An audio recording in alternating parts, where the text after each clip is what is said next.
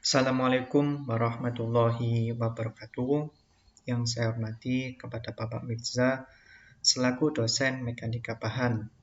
Perkenalkan, nama saya Dwi Nurcahyo, saya dari Offering B212AB. Saya di sini akan mempresentasikan tugas saya Mekanika Bahan pada pertemuan ke-10. Di sini saya memilih tugas meliputi yang pertama yaitu penyebab tekuk pada kolom, yang kedua tekuk elastis dan tekuk inelastis, yang ketiga beban kritis pada kolom, yang keempat panjang tekuk kolom dengan variasi tumpuan, yang kelima contoh perhitungan. Baik, yang pertama yang saya bahas yaitu mengenai penyebab tekuk pada kolom. Sebelum kita mengetahui penyebab tekuk pada kolom, kita harus apa sih kolom itu? Pengertian dari kolom. Kolom adalah batang vertikal dari rangka struktur yang memikul beban dari balok, lantai, dan dinding. Kolom merupakan suatu elemen struktur tekan yang memegang peranan penting dari suatu bangunan, sehingga keruntuhan pada kolom merupakan lokasi kritis yang dapat menyebabkan runtuhnya kolaps lantai yang bersangkutan dan juga runtuh total seluruh struktur. Batang vertikal. Batang vertikal merupakan batang yang berdiri ke atas dari rangka struktur yang memikul beban dari balok, yaitu merupakan batang yang berbentuk vertikal dan memikul, ada di atasnya ada balok, ada lantai, ada plat, itu yang disebut dengan kolom. Di sini ada 3 macam keruntuhan kolom. Yang pertama, keruntuhan akibat tegangan leleh terlampaui. Hal ini terjadi pada blok tekan, di area tekan. Yang kedua, keruntuhan akibat batang tertekuk elastis. Keadaan ini terjadi pada bagian konstruksi yang langsing. Yang ketiga, keruntuhan akibat melelehnya sebagian syarat yang disebut tekuk tak elastis. Kasus keruntuhan semacam ini berada di antara kasus yang 1 dan 2 yang poin di atas tadi, di mana pada saat menekuk sejumlah syaratnya menjadi melastis, maka modulus elastisnya ketika tertekuk lebih kecil dari harga awalnya.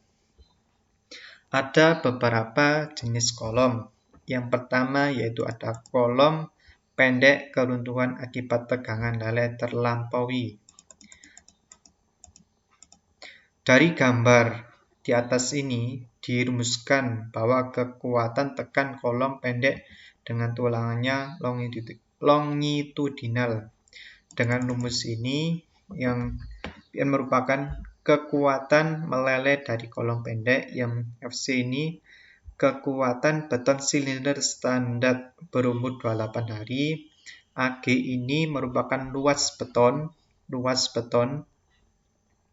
AST merupakan luas tulangan. Yang FY tegangan leleh dari tulangan memanjang.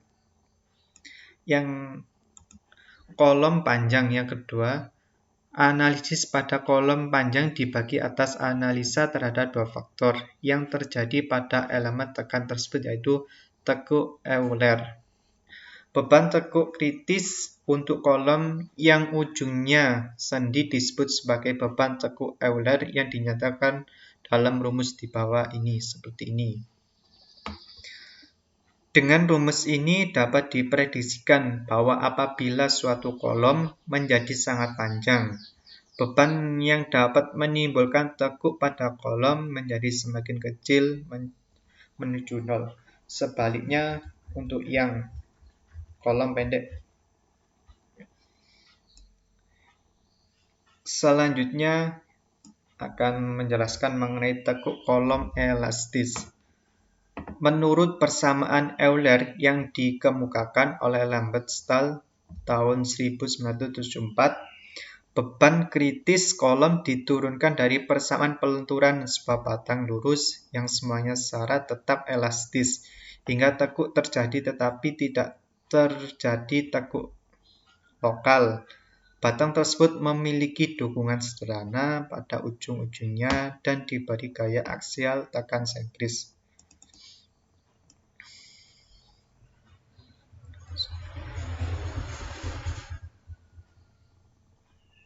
Menurut Lambert, beban kritis adalah beban yang terkecil yang mampu mengakibatkan kolom tersebut dalam kondisi kritis.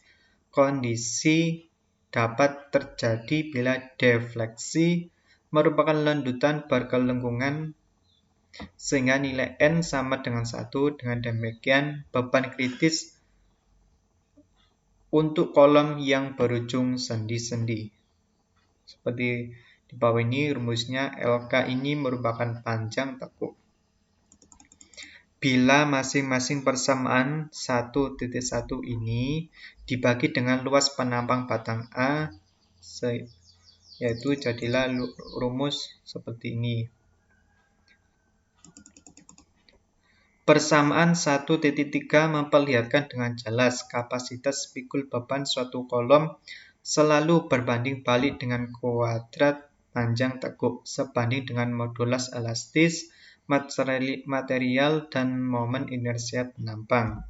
Semakin panjang kolom, maka semakin kecil beban yang menyebabkan kolom tertekuk, dan begitu sebaliknya. Yang ketiga, sekarang membahas mengenai tekuk elastis. Untuk menentukan kekuatan kolom dasar, kondisi kolom perlu diidealisir dengan beberapa, yaitu yang pertama, sifat tegangan, regangan, tekan sama di seluruh titik pada penampang. Yang kedua, tidak ada tegangan internal seperti akibat pendinginan setelah penghilangan dan akibat pengelasan. Yang ketiga, teori lendutan yang kecil seperti pada lendutan yang umum berlaku dan gaya geser dapat diabaikan. Yang keempat, puntiran atau distorsi penampang lintang tidak terjadi selama melentur. Dengan anggapan di atas, maka kekuatan kolom dapat dinyatakan dengan rumus ini. FCR ini merupakan tegangan rata-rata pada penampang. ET modulus tangen pada tegangan rata-rata penampang. Bawah ini angka kelangsaran efektif untuk sendi ekivalen.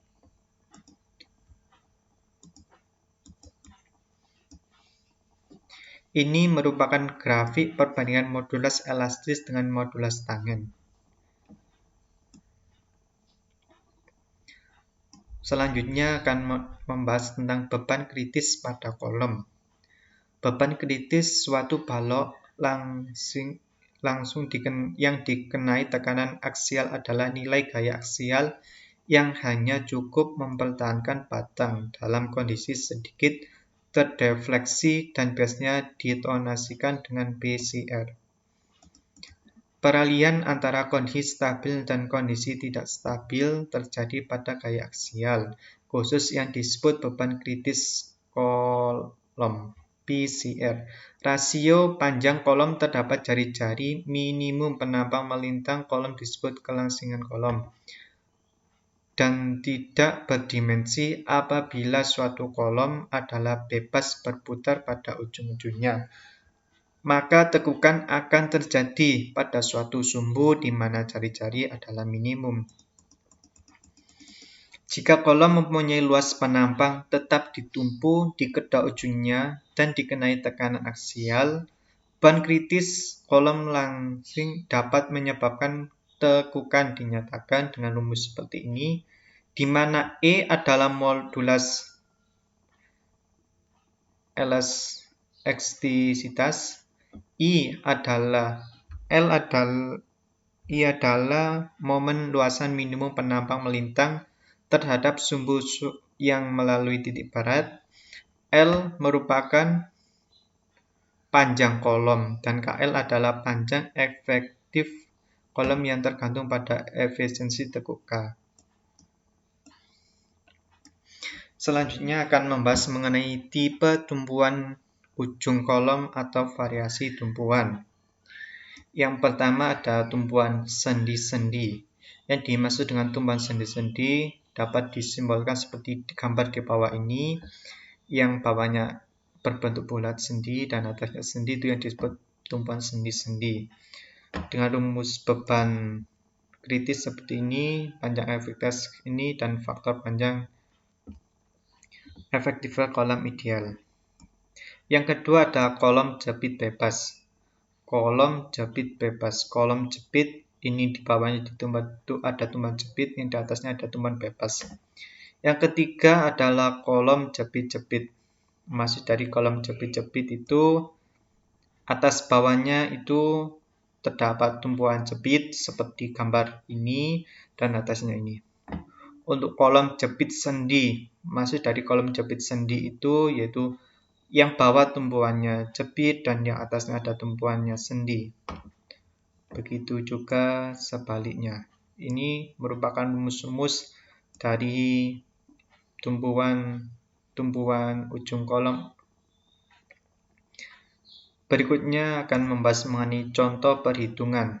Yang pertama di sini ada suatu kolom baja berlobang dengan tinggi 2 meter. Tinggi 2 meter, mempunyai diameter luar 16 cm, diameternya 16 cm, dan tebal dinding 3 cm. Tentukan beban kritis kolom. Penyelesaiannya yaitu 16 dikurangi 2,3 sama dengan 10 mencari D1. Kedua E yaitu 2,1 ini. Yang ketiga ya I.